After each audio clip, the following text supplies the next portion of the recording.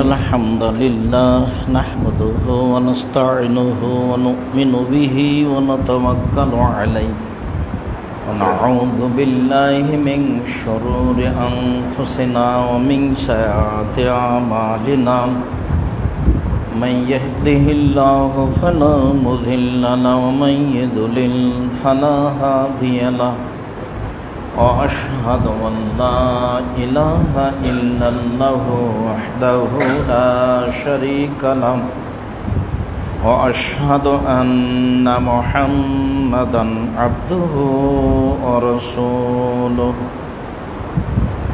أما بعد فإن خير الحديث كتاب الله وخير الهدى هدى محمد صلى الله عليه وسلم وشر الأمور محدثتها وكل محدثة بدعة وكل بدعة ضلالة وكل ضلالة في النار أعوذ بالله من الشيطان الرجيم وإذا ضربتم في الأرض فليس عليكم جناح أن تقصروا من الصلاة عن أنس رضي الله تعالى عنه قال صلى رسول الله صلى الله عليه وسلم الظهر بالمدينة أربعا وصلى বিদিল হুলাইফা রাকাতাইনি রাহুল বুখারী ও মুসলিম। সম্মানিত মসজিদের মুসাল্লি, প্রশংসা আল্লাহর জন্য, শান্তি অবতীর্ণ হোক আল্লাহ রাসূলের উপর সাল্লাল্লাহু আলাইহি ওয়াসাল্লাম। আপনাদের অবগতিতে রয়েছে আমরা বায়তুল হাম জামে মসজিদে 2020 সালের করোনা ভাইরাসকে লক্ষ্য করে সালাতের উপরে ধারাবাহিকভাবে আলোচনা করে আসছিলাম। সে ধারাবাহিকতায় আজকের আলোচনা হচ্ছে সলাতুস সফর, সফরের সলাত ও সলাতুল কাসর, কসর সলাত। সফরের সলাত, কসরের সলাত সম্পর্কে এক গুরুত্বপূর্ণ সংক্ষিপ্ত তথ্যবহল বিবরণের চেষ্টা করব ইনশাআল্লাহুল আজিজ। 2020 সালের করোনা ভাইরাসকে লক্ষ্য করে আমরা যা বলেছি তা আপনি অনলাইন আল ইতেসাম টিভিতে ধারাবাহিকভাবে দেখতে চাইলে সহজেই দেখতে পারবেন।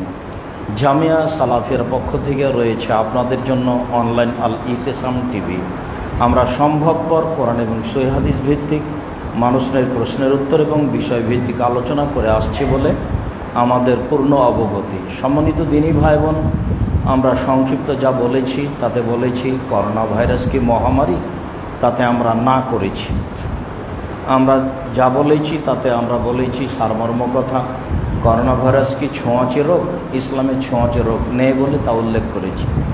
তাহলে করোনা ভাইরাস কি কোনো বিপদ? তা হতে পারে। যদি তাই হয় তাহলে তা কী করতে হবে? তাহলে ক্ষমা ইস্তেগফার আল্লাহর নিকটে চাইতে হবে, জিকির করতে হবে, দান খায়রাত করতে হবে, সালাত আদায় করতে হবে। এই মাধ্যমে করোনা ভাইরাসকে ঠেকানোর চেষ্টা করতে হবে আল্লাহর সাহায্য চেয়ে।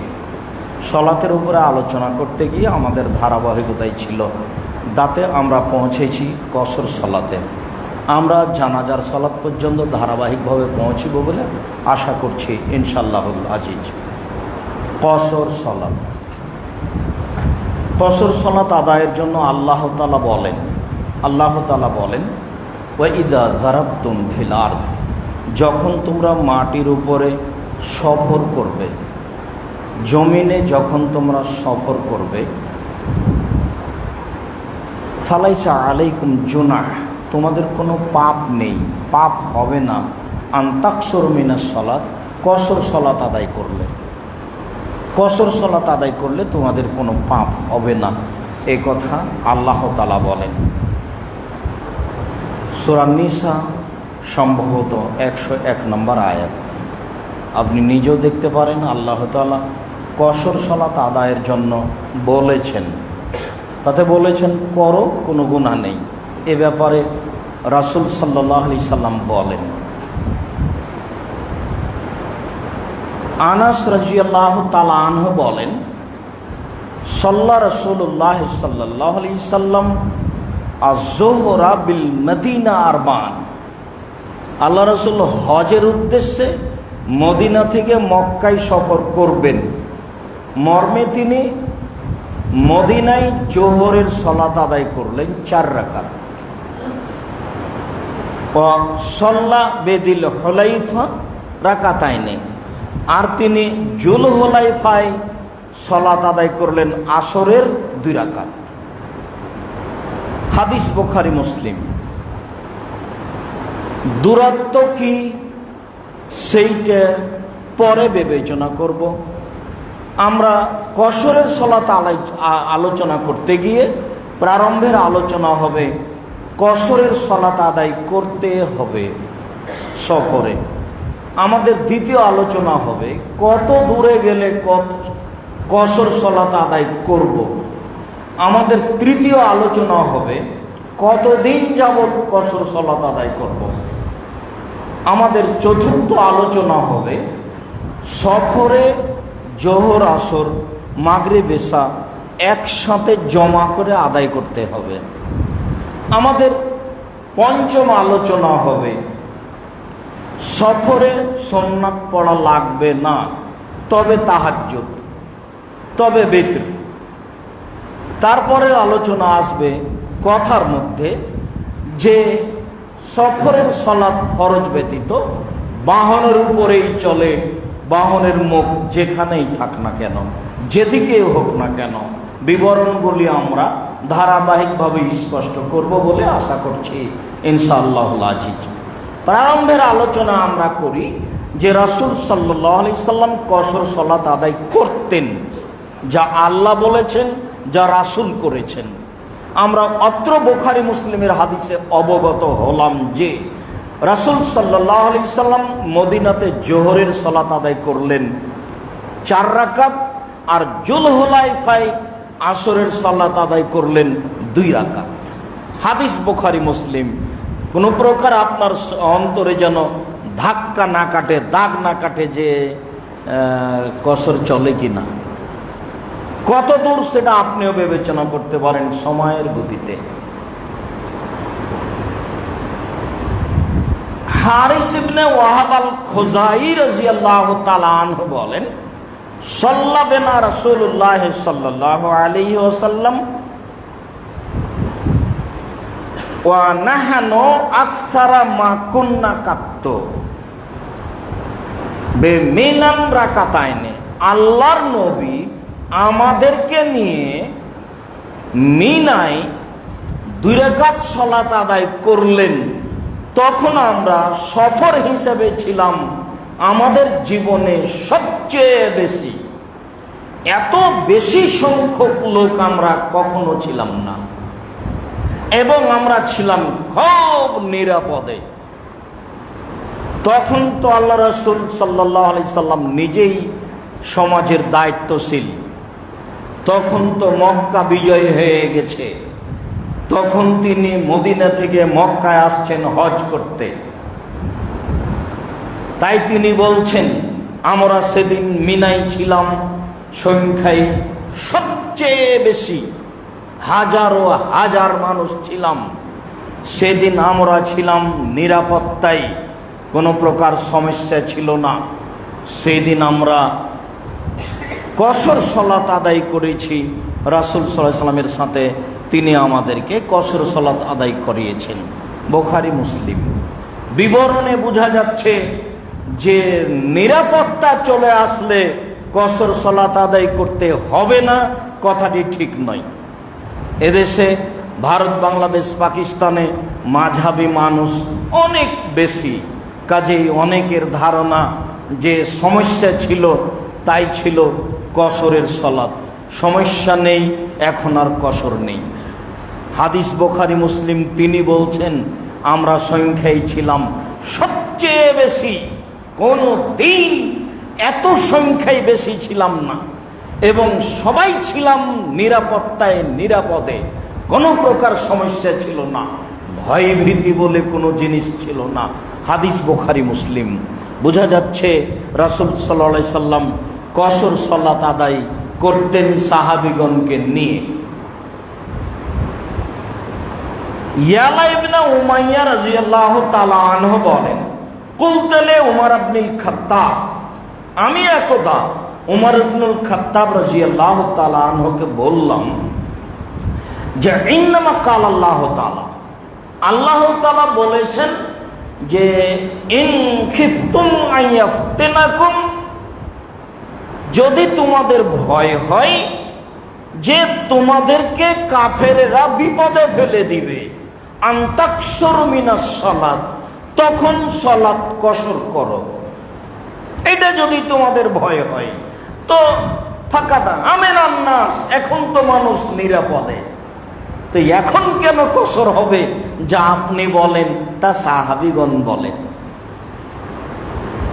যা আপনার হুজুর বলেন তা সাহাবীগণও বলেন, যে আল্লাহ যা বলেছেন তাতে তো যখন সমস্যা সফরে তখন কসর, এখন সমস্যা নেই, এখন সব মানুষ নিরাপদে, কসর কেন? কালা উমর রাদিয়াল্লাহু তাআলা আনহু বলেন, আজিবতু মিম্মা আজিবতা মিনহু, আরে আমিও আশ্চর্য হয়েছিলাম যে ব্যাপারে তুমি হয়েছো, আমিও আশ্চর্য হয়েছিলাম যে ব্যাপারে তুমি হয়েছো। নিরাপত্তায় ছিলাম না যখন, কসর ছিল তখন, এখন নিরাপত্তা চলে এসেছে, কসর কেন হবে? তুমি আশ্চর্য হয়েছো যে ব্যাপারে, আমি হয়েছিলাম সে ব্যাপারে। ফাসালতু রাসূলুল্লাহ সাল্লাল্লাহু আলাইহি ওয়াসাল্লাম, বিষয়টি আমি আল্লাহ রাসূলকে জিজ্ঞাসা করলাম, আল্লাহ রাসূল এখন তো সমস্যা নেই, এখন আমরা নিরাপদে, সালাত কেন কসর?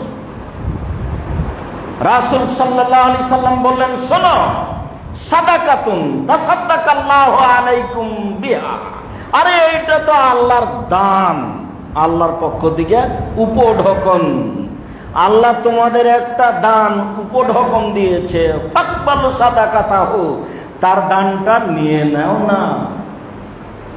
আদেশ রাসূল সাল্লাল্লাহু আলাইহি সাল্লাম বললেন আমাকে। কাকে বললেন? উমর রাদিয়াল্লাহু তাআলা আনহুকে বললেন। উমর বলেছিলেন, কেমন হয়ে গেল, এখন তো নিরাপদ, তাহলে কসর কেন? তখন আল্লাহ রাসূল বললেন, আরে এইটা তো আল্লাহর পক্ষ থেকে উপঢকন দান, আল্লাহ যেটা তোমাদের দান করেছেন সেটা নিয়ে নাও না। নিয়ে নাও কথাটি আদেশ, হাদিস বুখারী মুসলিম, মাথায় যেন অন্য কিছু না জাগে। চিরদিন এই নীতি চলবে কিয়ামত পর্যন্ত। সারা পৃথিবীর আলেম ওলামা সিদ্ধান্ত পরিবর্তন করলেও সিদ্ধান্ত পরিবর্তন হবে না, মানুষ কি করছে সেটা দেখার বিষয় পরে। রাসূল সাল্লাল্লাহু আলাইহি সাল্লাম যা বলেছেন তাই থাকবে, মানুষ মানলেও থাকবে, না মানলেও থাকবে। আব্দুল্লাহ ইবনে ওমর রাদিয়াল্লাহু তাআলা আনহু বলেন, রাসূল সাল্লাল্লাহু আলাইহি সাল্লাম বলেছেন, পৃথিবীর মানুষ শুনে রেখো, ইন্নাল্লাহা ইউহিব্বু আন তুতা রুখাসুহু কামা ইউহিব্বু আন তুতা মাসিয়াতুহু। আরে শোনো, আল্লাহ যে জিনিসটা দেন, দান করেন, সেইটা তোমাদের কবুল করা আল্লাহ পছন্দ করেন, ঠিক যেমন তার নাফরমানি করাটাকে তিনি অপছন্দ করেন।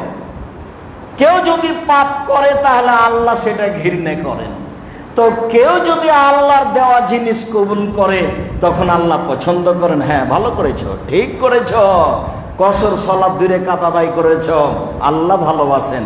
আল্লাহর সাদাকা তুমি মেনে নিয়েছো, আল্লাহর দান তুমি কবুল করেছো, খুব ভালো করেছো, আল্লাহ এটা পছন্দ করেন। আল্লাহর দেওয়া জিনিসটা তুমি নিয়ে নিয়েছো, আল্লাহ ওইরকমই পছন্দ করেছেন তোমার কাজটাকে, তার পাপ করলে যেমন তিনি অপছন্দ করেন। বুঝাতে পারলাম না মনে হয়? পাপটা তো তিনি অপছন্দ করেন, তাহলে তার দানটা তিনি পছন্দ করেন। নেও না, আমি দিলাম। বাড়িতে ছিলে 4 ছিল, এখন বাইরে এসেছো 2 হয়ে গেছে, জোহর কমে 2 হয়েছে, আসর কমে 2 হয়েছে, আর এশা কমে 2 হয়েছে, মাগরিব স্থানে বহাল আছে, আর ফজরের ব্যাপারে বলাই লাগে না।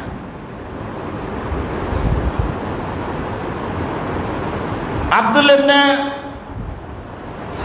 আসেম ইবনে ওয়াহাব, হাফস ইবনে আসেম রাদিয়াল্লাহু তাআলা আনহু বলেন, সাহেব ইবনে উমারা ফি তরিকে মক্কা, একদা আমি, হাফস ইবনে আসেম বলছেন, আব্দুল্লাহ ইবনে উমারের সাথে হয়ে গেলাম মক্কার রাস্তায়। মক্কার রাস্তায় আমরা চলছিলাম, আব্দুল্লাহ ইবনে উমারের সাথী হয়ে গেলাম। সারা পৃথিবীতে বিশিষ্ট মানুষ, হাদিসের বিদ্বান বড় আব্দুল্লাহ ইবনে উমারের ছেলে।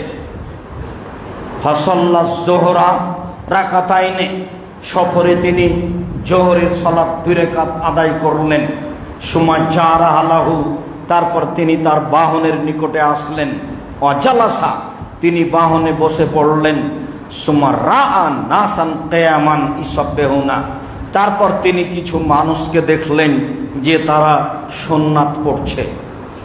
তিনি বললেন, মাইসনাউ হাউলাই, এরা কি করছে? কালু ইসাব্বিহুনা, এরা সুন্নাত পড়ছে। তখন আব্দুল্লাহ ইবনে উমার বললেন, লাউ কুনতু মুসাব্বিহান লা আতমামতু সলাতি, আরে সুন্নাতি যদি পড়তাম তাহলে ফরজি পূর্ণ করতাম। ফরজি যখন কমিয়ে দেওয়া হয়েছে তখন আবার সুন্নাত কেন? সুন্নাতি যদি পড়তাম তাহলে লা আতমামতু সলাতি, ফরজি পূর্ণ করে দিতাম, আমার সালাতকে, ফরজকে আমি পূর্ণ করে দিতাম। সাহেব তো রাসূলুল্লাহ সাল্লাল্লাহু আলাইহি সাল্লাম, জীবনে রাসূলের সাথে সফরে থেকেছি। মায়েজিদ ফি সাফারিন আলা রাকাতাইনে, আল্লাহর নবী সফরে কোনোদিন 2 রাকাতের বেশি পড়েননি। ওয়া আবু বকর ওয়া ওমর ওয়া উসমান কাযালিকা, অনুরূপী করেছেন আবু বকর, অনুরূপী করেছেন ওমর, অনুরূপী করেছেন উসমান রাদিয়াল্লাহু তাআলা আনহু। আব্দুল্লাহ ইবনে উমার বলেন, বিশিষ্ট সাহাবী, হাদিস বুখারী মুসলিম, আমি জোহরের সালাত কসর করেছি, সুন্নাত পড়ার প্রশ্নই আসে না। রাসূল সাল্লাল্লাহু আলাইহি সাল্লাম কখনো সফরে সুন্নাত পড়েননি, ফরজ কসর করেছেন। অনুরূপী করেছেন আবু বকর সিদ্দিক, অনুরূপী করেছেন ওমর, অনুরূপী করেছেন উসমান রাদিয়াল্লাহু তাআলা আনহু। বুখারী মুসলিম একসাথে একটানা লম্বা বিবরণ দিয়ে দিলেন আব্দুল্লাহ ইবনে উমার যে সফরে কসর সালাত আদায় করতে হবে। সফরে কসর। আয়েশা রাদিয়াল্লাহু তাআলা আনহা বলেন, ফরজাতি সালাত রাকাতাইনি, প্রথমে মূলত সালাত ফরজ হয়েছে 2 রাকাত। সুম্মা হাজারা রাসূলুল্লাহ সাল্লাল্লাহু আলাইহি সাল্লাম, তারপর আল্লাহর নবী মক্কা থেকে মদিনায় হিজরত করলেন। ফরজ আরবান, তখন সালাত 2 থেকে 4 হয়ে গেল। তাহলে আগে ফরজ হয়েছিল 2, যখন তিনি মদিনায় গেলেন তখন হয়ে গেল 2, 4। তরিকাত সালাতুস সাফারে আলাল ফারিজাতি লুলা, এবার সফরের সালাতটা পূর্বের ফরজের মতো থেকে গেল। সফরের সালাতটা পূর্বের ফরজের মতো থেকে গেল, মানে সফরের সালাতটা 2 রাকাত থেকে গেল, আর বাড়িতে হয়ে গেল 4।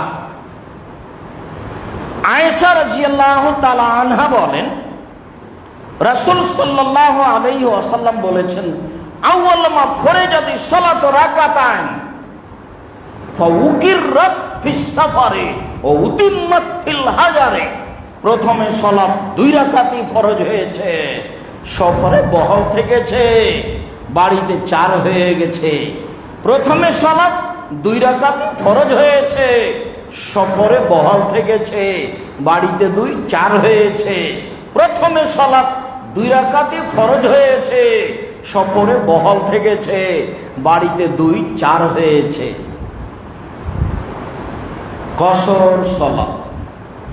ইবনে আব্বাস রাদিয়াল্লাহু তাআলা আনহু বলেন, রাসূল সাল্লাল্লাহু আলাইহি ওয়াসাল্লাম বলেছেন, ফারাজাল্লাহু তাআলা সালাতা ফিল হাজারে আরবান ওয়া ফিস সাফারে রাকাতাইনি ওয়া ফিল খাউফি রাকাতান। আল্লাহ তাআলা বাড়িতে ফরজ করেছেন 4, সফরে ফরজ করেছেন 2, আর ভয়ে ফরজ করেছেন 1। শত্রু তাড়া দিয়েছে, আতঙ্ক, কি যে হয়, এমন সময় সালাত হলো 1 রাকাত। হাদিস মুসলিম। আপনার আমার বিবেচনার প্রয়োজন নেই, বিবেচনা হাদিস ঠিক কি বেঠিক এইটুকু। আমি অনুবাদক, আপনি পুনরায় অনুবাদ বিবেচনা করতে পারেন, এইটুকু আপনার আমার অধিকার। হাদিস মুসলিম।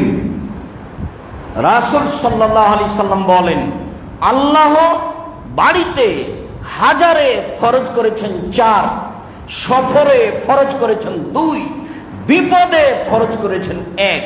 মুসলিম। বিস্তারিত বিবরণে আপনাকে বলছিলাম যে কসর সালাত আদায় করতে হবে। পৃথিবীর দিনী মুসলিম ভাই বোন যারা আপনারা আমাদের সামনে আছেন, যারা পৃথিবীর বিভিন্ন প্রান্ত থেকে অনলাইনে আমাদের সাথে আছেন যন্ত্রের মাধ্যমে, তাদেরকে জানাচ্ছি, সাথে সাথে আমাদের এই জুমার খুতবাগুলি অনলাইন আল ইতিসাম টিভির মাধ্যমে এবং বিভিন্ন মাধ্যমে যারা যুগ যুগ ধরে অবগত হবেন, তাদেরকে আমরা অনুরোধ জানাচ্ছি, সফরে 2 রাকাত সালাত আদায় করতে হবে। এটাই চূড়ান্ত। যে যাই বলুক তাতে আসে যায় না। হুজুর যত বড়ই হোক, পাগড়ি যত বড়ই হোক, জুব্বা যত বড়ই হোক, সফরে 2 রাকাত সালাত এটাই চূড়ান্ত, এর বিকল্প কোনো পথ নেই। কেউ যদি 4 রাকাত পড়ে তাহলে কি গুনাহগার হবে? বিবরণে বোঝা যায় যে গুনাহগার হবে না। তবে রাসূল সাল্লাল্লাহু আলাইহি ওয়াসাল্লাম 2 রাকাতই পড়তেন, সাহাবাগণ 2 রাকাত পড়তেন। বিবরণগুলি এভাবে এসেছে, বিবরণগুলি আদেশবাচক। বলছিলাম সম্মানিত দিনী ভাই বোন, সফরের সালাত, কসরের সালাত 2 রাকাত। এবার আমরা বলি কত দূর গেলে কসর? হ্যাঁ, এইটা একটা কথা। আব্দুর রাজ্জাক সাহেব, সফর কখন, কত দূর গেলে কসর? কত কথা শুনি। এবার চলে যায় প্রথম হাদিসে, বুখারী মুসলিম। আনাস রাদিয়াল্লাহু তাআলা আনহু বলেন, সাল্লা রাসূলুল্লাহ সাল্লাল্লাহু আলাইহি ওয়াসাল্লাম বিল মদিনা আয-যুহর আরবান। আল্লাহর নবী মদিনায় জোহরের সালাত আদায় করলেন 4 রাকাত। অবে জিলহুলাইফা রাকাতাইনে, আর জুলহুলাইফায় করলেন 2 রাকাত। তাহলে জোহর হলো মদিনাতে 4 রাকাত, আর আসর হলো জুলহুলাইফায় 2 রাকাত। তাহলে এবার আপনি মাপেন মদিনা থেকে জুলহুলাইফা কত কিলো? সবাই পারে। এখনই বের হয়ে মোবাইলে মেপে নেন, দেখেন কত কিলো। 9 থেকে 10 কিলো হবে। 9 কিলো, 9 থেকে 10 কিলো হবে। তাহলে রাসূল সাল্লাল্লাহু আলাইহি ওয়াসাল্লাম কসর করলেন 9 থেকে 10 কিলো পথে গিয়ে। এটা কি চূড়ান্ত হলো? তাহলে কি উনি এটা চূড়ান্ত করে দিলেন যে 9 থেকে 10 কিলো হলেই কসর করতে হবে? কাঁটার মাপে মেপে নেন না। মদিনা মসজিদ থেকে নিয়ে জুলহুলাইফা মসজিদ আছে, দুটাই কতটুকু হয় 1 পয়েন্টও বলতে পারবেন, কত কিলো কত পয়েন্ট এটাও বলতে পারবেন। তাহলে কি রাসূল সাল্লাল্লাহু আলাইহি ওয়াসাল্লাম এটাই চূড়ান্ত করলেন? এবার চলেন যায় আরো হাদিস। আব্দুল্লাহ ইবনে আব্বাস রাদিয়াল্লাহু তাআলা আনহু বলেন, কানা নবী সাল্লাল্লাহু আলাইহি ওয়াসাল্লাম ইযা খারাজা মাসিরাতা সালাসাতে আমিয়ালিন আও ফারাসেখা একশোর সালাতান। যখন আল্লাহর নবী 3 মাইল অথবা 3 ফারসাখ পথ চলার জন্য বের হতেন, তখন কসর করতেন। তাহলে অত্র সহিহ হাদিসে হয়ে গেল 3 মাইল। আর যদি তা 3 ফারসাখ হয়, 1 ফারসাখ সমান 3 মাইল, তাহলে 9 মাইল। রাসূল সাল্লাল্লাহু আলাইহি ওয়াসাল্লাম কসর করতেন 9 মাইল দূরে গিয়ে, কসর করতেন 9 মাইল দূরে গিয়ে, কসর করতেন 3 মাইল পথে, কসর করতেন 9 মাইল পথে। এবার পড়ি, এইবার বলি 48 মাইলের কথাটা বলেন আব্দুর রাজ্জাক সাহেব। ইবনে আব্বাস রাদিয়াল্লাহু তাআলা আনহু বলেন, রাসূল সাল্লাল্লাহু আলাইহি সাল্লাম বলেছেন, লা তাকসুরুস সালাতা ফি আকাল্লা মিন আরবাতে বরদিন। তোমরা পৃথিবীর মানুষ 4 বরদের কমে কসর করো না। এবার জোরালো না, যার কারণে পয়েন্ট খুব শক্ত, হাদিস খুব শক্তিশালী কথা। হাদিস তো জয়ীফ, নিতান্তই জয়ীফ, কিন্তু হাদিসের সারমর্ম অনুবাদ খুব শক্ত। পৃথিবীর মানুষ 4 বরদের কম পথে তোমরা কসর করো না। 1 বরদ সমান 12 মাইল, 4 বরদ সমান 4 12 48 মাইল। মোটা কথা, মোটা কথায় সিদ্ধান্ত চলে আসলো যে 48 মাইলের কমে কসর হবে না। হাদিস তো আছেই, হাদিস মানার যোগ্য নয়, আমল যোগ্য নয়, হাদিস নিতান্তই জয়ীফ। যেসব হাদিসে স্পষ্ট হলো 3 মাইল, 9 মাইল, 10 মাইল, এই হাদিসগুলি সহি। আর যে হাদিসে প্রমাণ হয় 48 মাইল, সে হাদিস আমলযোগ্য নয়। যারা বলছে সহি আর জয়ীফ আবার কি আছে, তো হ্যাঁ কথাও তো ঠিক আছে। তো এই যে আছে, বুলুগুল মারাম আপনি উঠিয়ে দেখুন, আছে 48 মাইল। যেহেতু এ হাদিস আমলযোগ্য নয়, তাহলে এবার কি করতে হবে? এবার হলো এই যে সারমর্ম কথা, রাসূল সাল্লাল্লাহু আলাইহি সাল্লাম দূরত্বকে হিসাব করে কসর করেননি, সফরকে হিসাব করে কসর করেছেন। দূরত্বকে হিসাব করে কসর করেননি, সফরকে হিসাব করে কসর করেছেন।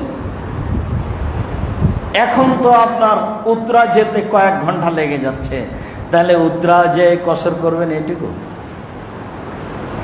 তো উত্তরা যেতে কয়েক ঘন্টা লাগছে এ কথা ঠিক, তবে আপনার বের হওয়ার প্রস্তুতি কেমন হতে পারে? আর 30 মিনিটে আপনি ঢাকা থেকে রাজশাহী যাবেন বিমানে, তখন আপনি বের হচ্ছেন বাড়ি থেকে, তখন আপনার প্রস্তুতি কেমন আপনি নিজেই বলেন তো। যারা কোরআন হাদিস নিখুঁতভাবে ফায়সালা দিতে চেয়েছেন, তারা বলেছেন মানুষ যখন নিজেকে মনে করবে আমি সফরে বের হচ্ছি, তখন বাড়ি থেকে বের হয়েই যেখানে সময় হবে সালাতের, সেখানে কসর করবে। তা হোক 3 মাইল দূরে, তা হোক 1 মাইল দূরে, তা হোক 50 মাইল দূরে, তা হোক 500 মাইল দূরে। কথা স্পষ্ট না হলে আবারও বলি, আমরা কথার কথা বুঝতে পারি যে আমরা বের হচ্ছি, এতে যাব, উত্তরা যাব, তো যেতে তো কয়েক ঘন্টা লেগে যাবে। তা আমি যখন বাড়ি থেকে বের হয়েছি, তখন কি আমি সফরে বের হয়েছি এটা আমার মনে বলছে? না তো, আমি কাজে বের হয়েছি, কয়েক ঘন্টা লেগে গেল। কিন্তু আমি এখন ঢাকায় রাজশাহী যাব বিমানে, তখন তো সময় লাগলো 30-35 মিনিট। তাহলে কি এখনো আমার বের হওয়াটা উত্তরায় যাওয়ার মতো মনে হবে? জি না। তাহলে বোঝা যাচ্ছে যে একথাই ঠিক, মানুষ যখন বুঝবে আমি সফরে বের হয়েছি, তখন সে কসর করবে, একথাই ঠিক। মানুষ যখন বুঝবে আমি সফরে বের হয়েছি, তখন কসর করবে, একথাই ঠিক। মানুষ যখন বুঝবে আমি সফরে বের হয়েছি, তখন কসর করবে, একথাই ঠিক। হোক না কেন 1 কিলো, হোক না কেন 5 কিলো, হোক না কেন 50 কিলো, হোক না কেন 500 কিলো। সম্মানিত দিনী ভাই বোন, দেশবাসী, এলাকাবাসী, মসজিদের মুসল্লি, দিনী মুসলিম ভাই বোন, পৃথিবীর বিভিন্ন প্রান্ত থেকে যারা আমাদের সাথে আছেন, তাদেরকে আমরা বিনীতভাবে অনুরোধ জানাচ্ছি যে সফরের দূরত্ব নেই। যখন মানুষ নিজেকে মুসাফির মনে করবে, তখনই কসর করবে, এ কথাই ঠিক। বিবেচনা করে আমল করার চেষ্টা করি। আল্লাহ আমাদের তৌফিক দান করুক। আল্লাহুম্মা আমিন। আল্লাহুম্মা সাল্লি আলাইহি। আলহামদুলিল্লাহ ওয়াহদা ওয়াসসালাতু ওয়াসসালামু আলা মান লা নাবিয়্যা বা'দা। কতদিন কসর করব? সেটাও তো একটা কথা, কতদিন কসর করব?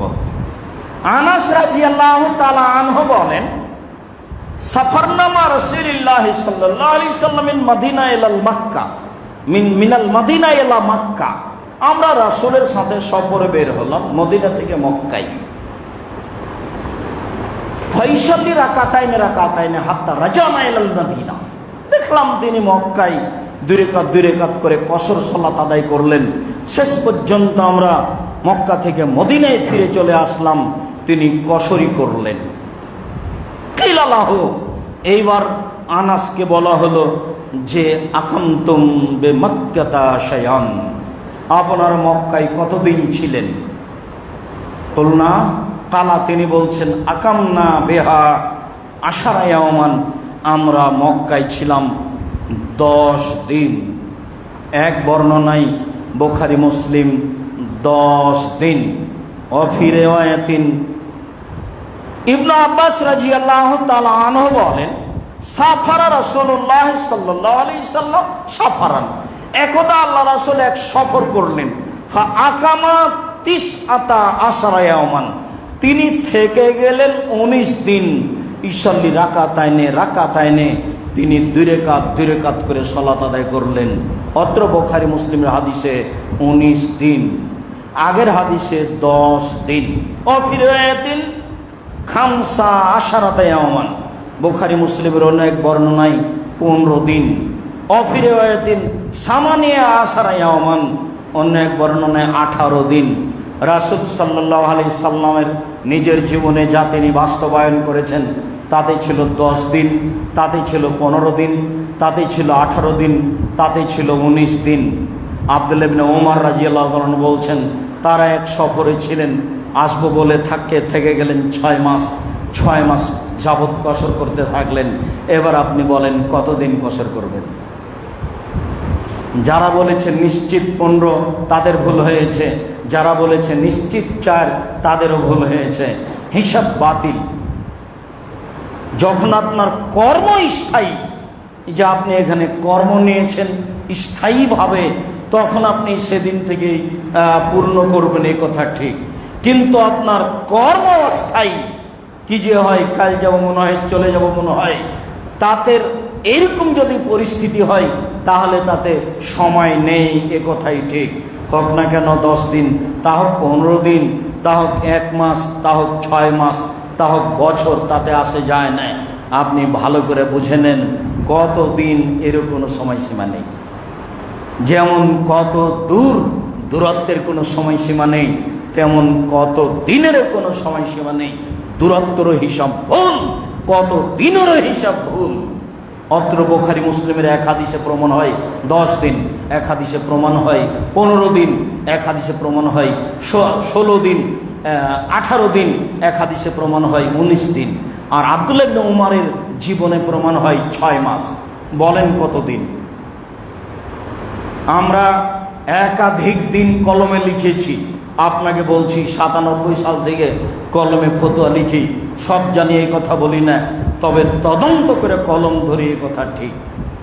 আপনি হংসি খেলি জোর করে কিছু বলার চেষ্টা করবেন না।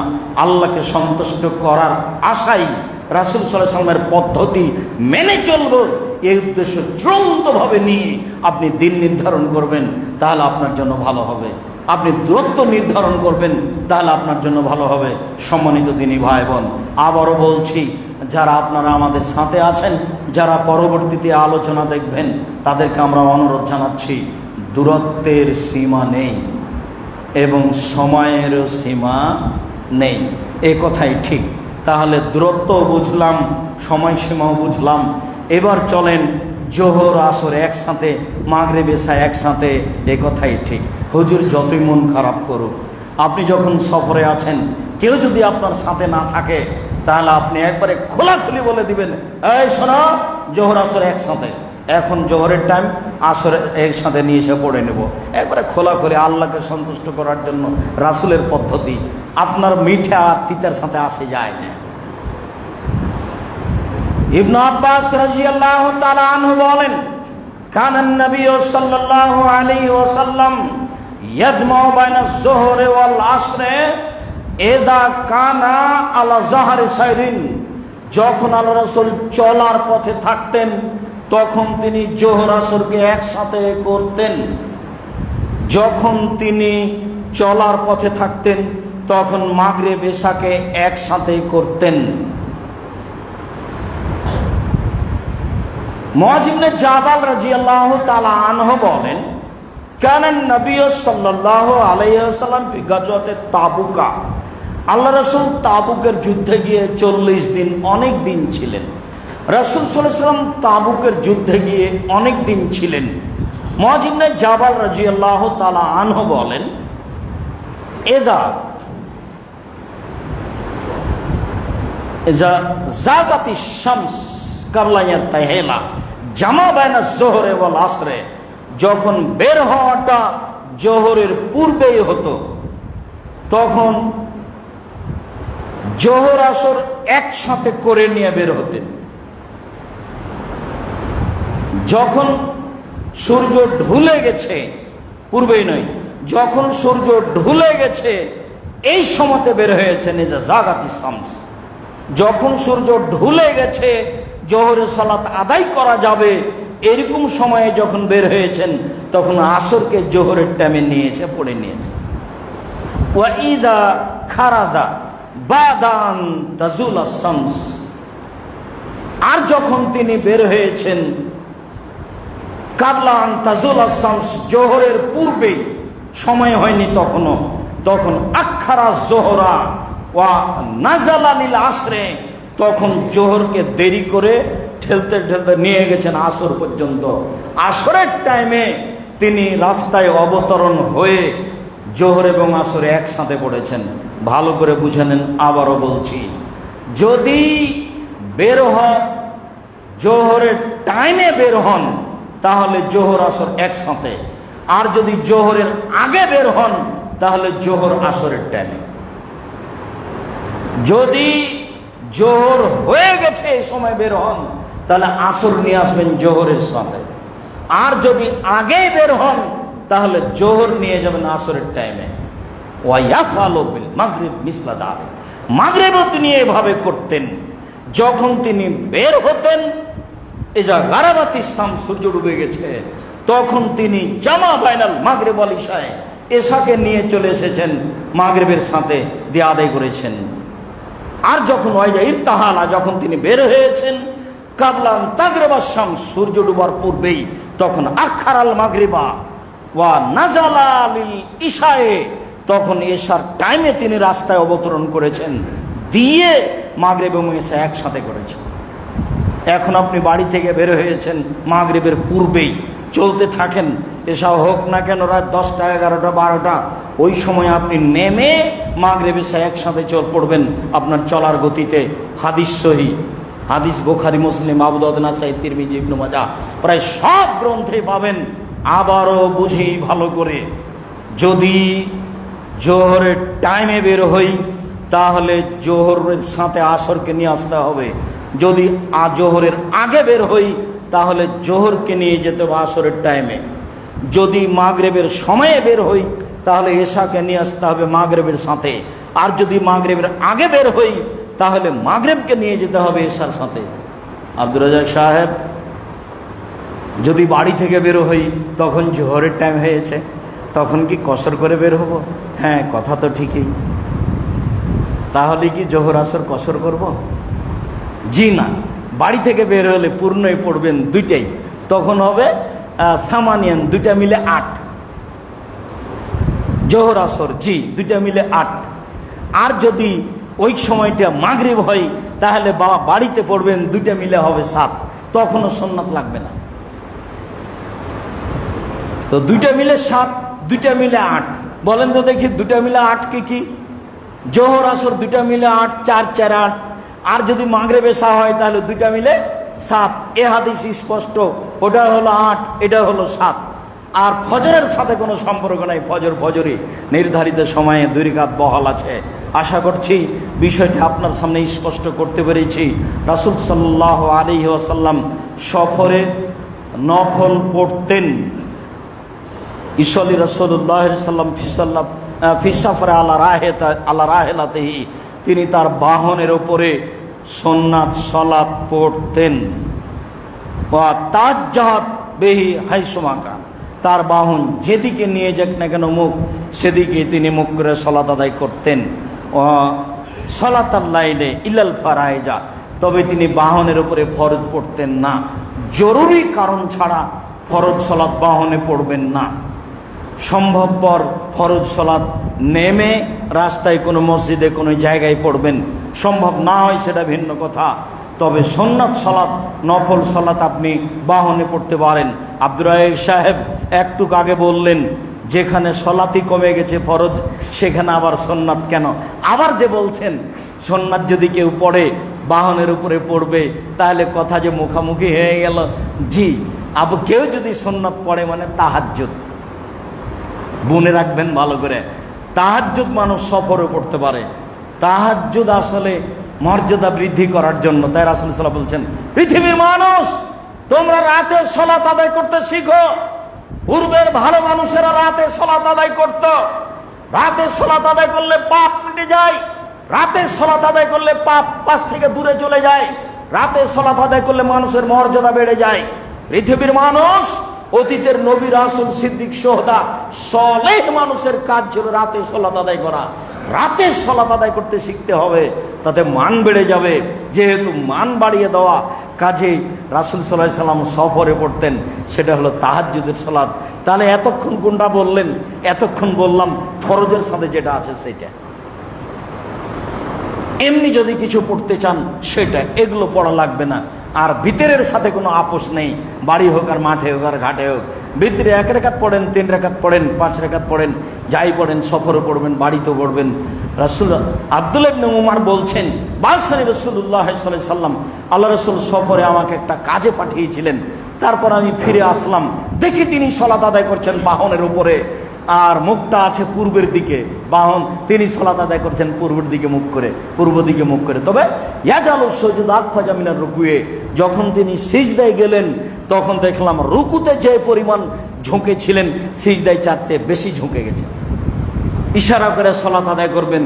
মনে রাখবেন, বসে সালাত আদায় করলে কপালে ঠেকানোর জন্য টেবিল টুল কিছু রাখবেন না, বালিশ কিছু রাখবেন না, কিছুই রাখবেন না সামনে। আপনি যখন রুকুতে যাবেন তখন যেই পরিমাণ ঝুঁকে যাবেন, সিজদায় গেলে তার চেয়ে একটু বেশি হবে। এটাই হলো রাসূল সাল্লাল্লাহু আলাইহি ওয়াসাল্লামের পদ্ধতিতে সালাত। সম্মানিত দিনী ভাই বোন, আমরা আশা করছি কসর সালাতগুলি আমাদের সামনে স্পষ্ট হয়েছে, এইভাবে আমরা আমল করার চেষ্টা করব ইনশাআল্লাহ। সম্মানিত দিনী ভাই বোন, আপনাদের সাথে এই অংশে জরুরি একটি কথা হলো এই, দীর্ঘদিন থেকে বলে আসছিলাম জামিয়া সালাফিয়া রূপগঞ্জ নারায়ণগঞ্জের বায়তুল হাম জামে মসজিদের কথা। আলহামদুলিল্লাহ গত পরশু থেকে বায়তুল হাম জামে মসজিদের কাজ আরম্ভ হয়েছে। ভেকু নেমে গর্তগুলো করছে। সময়ের গতিতে আজকালে আপনার ওই ব্যাস ঢালাই হবে, অন্যান্য কাজগুলি হবে। একটু বলি আলহামদুলিল্লাহ। আমি জানি না আমি আপনার দিনী ভাই, আপনার মনটা কোনো সময় সংকীর্ণ হয় নাকি। আপনার কাছে আমি দাবি যেটা রেখেছি, আপনার কষ্টের সেটা পরে, তবে যেটা আপনার সহজ সেটা আগে। সেটা হলো এই, আপনি আমার দিনী ভাই, আপনি আমার দিনী বোন।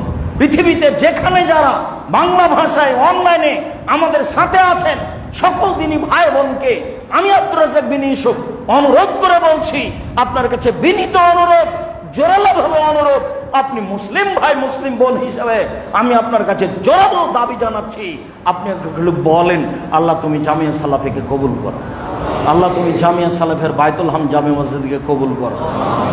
200 শতক জমির উপরে এই বায়তুল হাম জামে মসজিদ।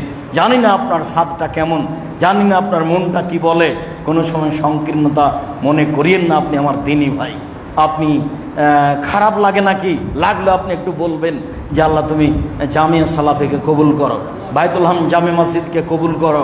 এটুকু আমার জোরালো দাবি আপনার কাছে। আল্লাহর কসম, এখানে কোনো দলীয় দ্বন্দ্ব নেই, এখানে কোনো সাংগঠনিক সমস্যা নেই।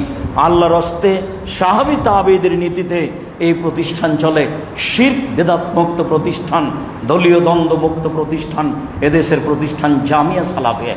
যে জামিয়া সালাফিয়া দেশ বিদেশের শিক্ষকগণ অবস্থান করেন, যাদের বেতন 10,000 থেকে প্রায় 60-70,000 পর্যন্ত, বহু টাকা বেতন লাগে। আপনার ওই আলিতে শাম পত্রিকার মুফতি আছে 12 জন, দেশ বিদেশের মহাদ্দেশ যারা। ব্যতিক্রম প্রতিষ্ঠান আপনাদের জামিয়া সালাফের প্রতিষ্ঠান, ব্যতিক্রম পত্রিকা আপনাদের মাসিক আলিতে শাম পত্রিকা, ব্যতিক্রম সাধনা আপনার জামিয়া সালাফের সাধনা, ব্যতিক্রম সাধনা আপনার বায়তুল হাম জামে মসজিদের সাধনা। আমি আপনার দিনী ভাই, আল্লাহে আল্লাহর কসম, আল্লাহে আল্লাহর কসম, আল্লাহে আল্লাহর কসম, আমি আব্দুর রাজ্জাক বিন ইউসুফ সরিষা সমর্পণ স্বার্থ নিয়ে আপনার সামনে কোনোদিন দাঁড়ায়নি, আজও দাঁড়ায়নি। ভবিষ্যতে যে কয়েকদিন আপনার সামনে থাকবো কোনোদিন এরকম আশা নিয়ে দাঁড়াবো তা আমি মনে করি না।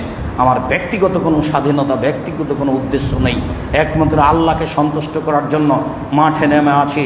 এদেশের মাটিতে আমি উন্নত মানের প্রতিষ্ঠান গড়বই ইনশাআল্লাহ। সেটাই জামিয়া সালাফিয়া। এদেশের মাটিতে ভালো মানের শিরক বেদাত মুক্ত বড় মসজিদ গড়বই ইনশাআল্লাহ। সেটাই বাইতুল হাম জামে মসজিদ।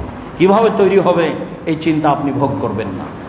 যেখানে কোটি কোটি টাকা খরচ হবে সেটা কি করে হতে পারে? যদি 200 শতক জমি 2.5 লাখ 3 লক্ষ টাকা যদি ধরি, তাহলে জমির দাম কত? তো প্রায় জমি যদি হয়ে যায় তাহলে বাকি কাজ হবে না। বাকি কাজ হবে না কেন? আপনার 10 টাকার অনেক দাম আছে। এই প্রতিষ্ঠানের কোনো বিদেশি সহযোগিতা নেই, এই প্রতিষ্ঠান কোনো দলীয় ব্যক্তি দিয়ে চলে না, এই প্রতিষ্ঠান কোনো নির্ধারিত ব্যক্তি দিয়ে চলে না, এই প্রতিষ্ঠান কোনো বিদেশি সংস্থা দিয়ে চলে না। আপনার 10 টাকা দিয়ে প্রতিষ্ঠান চলে, আপনি বিশ্বাস করেন? আলহামদুলিল্লাহ, আপনার 10 টাকার আমার কাছে অনেক দাম। আপনার 10 টাকার আমার কাছে 10 লক্ষ টাকা দাম। আপনার 10 টাকা দিয়ে জামিয়া সালাফের কাজে অনেক বরকত হয়। নইলে এগুলো হয় কীভাবে আমি নিজেও তো বুঝতে পারি না। আমি আপনার দিনী ভাই, আপনি আর কাছের খুব মানুষ। আমি আব্দুর রাজ্জাক বিন ইউসুফ। যেদিন আপনার এখানে আসব, সুরিটোলা মালিটোলা জুমার দিন আপনি জানতে পারবেন ইংরেজি মাসের শেষ জুমায় আসি সুরিটোলা, ইংরেজি মাসের প্রথম জুমায় আসি মালিটোলা। আপনি আপনার ভাই, আপনার বোন আর আপনার আত্মীয় স্বজন সবাই আসার চেষ্টা করবেন।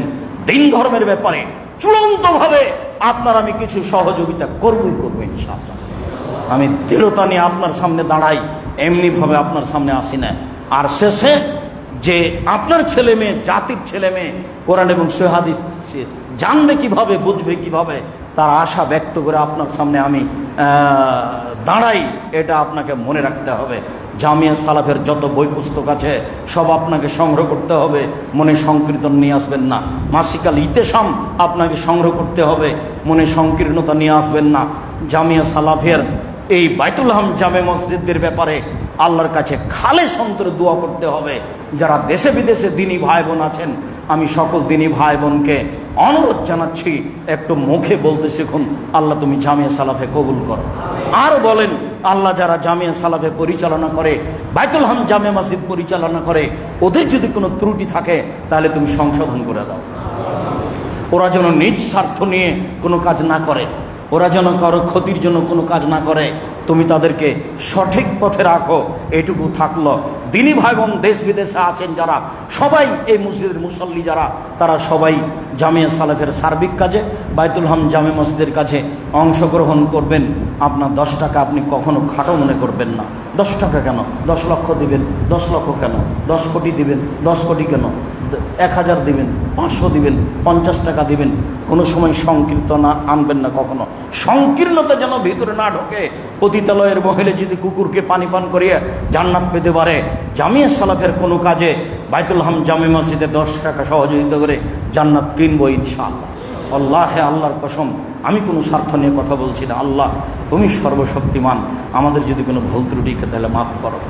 তোমার দরবারে জুমার খুতবার শেষ অংশে দাঁড়িয়ে বলছি, আমরা মানুষ, আমাদের যদি কোনো ভুল ত্রুটি থাকে তাহলে তুমি মাফ করো। তুমি জামিয়া সালাফে কবুল করো, তুমি জামিয়া সালাফের সার্বিক কাজকে কবুল করো।